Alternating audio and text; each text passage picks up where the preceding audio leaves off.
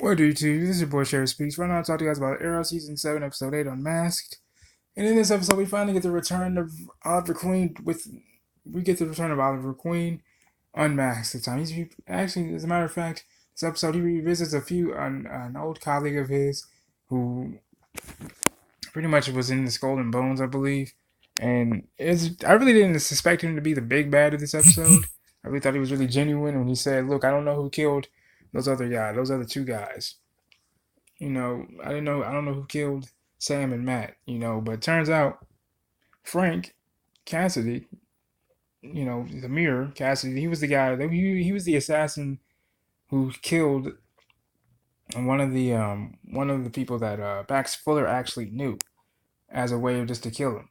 But being that, I guess if Fuller knew that Oliver Winsley was pretty much investigating him. So with that being said, he said, "All right, I'm gonna send you me, Frank, I'm gonna need you to go kill Oliver." So he shows up to Oliver and Felicity's house, tries to kill him. Felicity actually pops him with a bullet, which shocks the hell out of Oliver. And in fact, looks at her. He's like, "Where the hell did you get that?" She's like, "We'll talk about it later." So she hits the guy. He's like, "Whoa, whoa, slow this up." So he stops her from killing the guy, I guess. So they arraign him, or maybe he dies. I'm not really too sure. But then they have a bit of an argument about that, saying, "Look, I've changed. The one that you married and loved is gone." But now, mind you, at the very beginning of the episode, we see a woman working out very intensively. Now, I didn't know who the hell this was. I thought this was like the present day Black Star that we saw and heard about in the Flash Forwards. But we go to the Flash Forwards, and we see the Black Star actually fighting in a cage match, pretty much, underground fight club, pretty much. And so she's the only last person to know of Felicity. So Dinah, Zoe, and William go talk to her. Sorry, I got a burp on it. It's not coming out. Excuse me. Okay, there it is. And so when they actually talk to her, she's not telling them the whole story. She had a mouthful to say about the Black Canary and Diana Drake saying, "Look, if it wasn't for you, you're not, you don't really talk the talk. You don't really walk the walk here. You're pretty much just all talk. Pretty much is what you were telling Dinah. And but I was like, well, little girl, what do you know about us?" And she said, "Well, listen, I know you guys are a damn joke. If it wasn't for you, Star City wouldn't be the shithole it is today, pretty much. And that honestly, I thought Benedina was gonna knock me the hell out when she heard that. I'm glad she didn't. But for the most part, they look at Felicity's old apartment and they find blueprints to blow up Star City. But William was wondering, okay, wait a second, if that's the case, then why would Felicity keep those evidence? And Dinah's like, well, that's probably because the Black Star was in on it, which means Felicity was actually killed genuinely, even though, sorry about that, even though Felicity, became the calculator, it looks like she still had a heart at the end of the day. Or maybe she was just given that perception just because. But it turns out that I guess Felicity wanted William to find these so then that way he can become the Green Arrow. Now, mind you, as after the Black Star, after the Black Star tells William off, William and the crew off, William is seen drinking, I guess, and Dinah's like, "Oh, I didn't take you as a drinker." And so that's when Dinah says, he shows him the tattoo that they all got back when William was younger.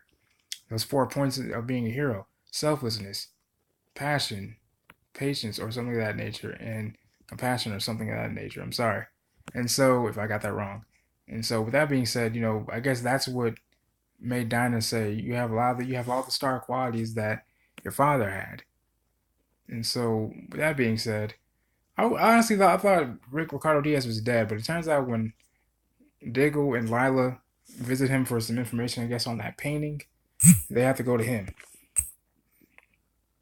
And that's unbelievable. I'm like, damn, I thought this motherfucker was dead. Maybe he was just unconscious. Like, I can't. Well, can this guy die already? I hate to say it, but I just want him to die. Not only that, but then now Oliver actually works for the SCPD because Dinah approved him of that. When the mayor was trying to come down on Oliver for taking down Fuller, for apprehending Fuller, she wanted to pretty much, say, you pretty much broke the anti-vigilante law. To which Dinah backed him up, saying, "You know what? Actually, he didn't, because now he is now actually a member of the SCPD. Now the mayor said, "Look, I'm going to try to get that revoked." Dinah says, "Look, you can try, but that's not going to happen." So Dinah pretty much has to change her heart with the whole vigilante thing, and I'm glad she got back. I'm glad they all got back into it. You know, we saw Renee help out Oliver in the beginning of the very episode. Not to mention that cringy ass party that they went to. You know, the reporter's asking, "Are you going to get back into the role of the Green Arrow again now that you're out? You know, how does it feel? Having to serve that time as the Green Arrow." All these damn in your face questions, and then that's when we see the big bad of the episode, Max Fuller, say some really cringy shit to Oliver and Felicity. But then also we find out the woman that we saw working out in the very beginning of the episode, it actually turns out to be, I guess, the long lost daughter and sister, actual sister, of Robert Queen, which means that's Oliver's sister. And for some reason, it looks like she's after him. I guess she wants to kill him or something. I don't know. I hope we figure out more next week. But then also, we learn, just before I get out of here, that they have to, that William in the flash forward, William, Dinah, and Zoe, and maybe Roy if he's still included, have to go to the Glades to stop the bombing of Star City. Which means Zoe has to go see her father, which he isn't too pleased about. I wonder what happened. I wonder what made Renee pretty much disown his daughter, because it looks like he doesn't want shit to do with his daughter for some reason, which actually surprises me because Renee's always been really protective of Zoe, and Zoe's always been a bit of a daddy's girl towards Renee. So I'm thinking maybe what caused the rift between them was that maybe Zoe wanted to become a vigilante against her father's judgment and dismay, and she chose vigilantism over her father. So I guess maybe that's what caused the rift between the two of them. But this has been your boy Shay Speaks, man. I love you guys. God bless. Make sure you guys hit that like button, hit that subscribe button. If you guys have any requests as to what videos you guys want to make, let me know in the comment section below.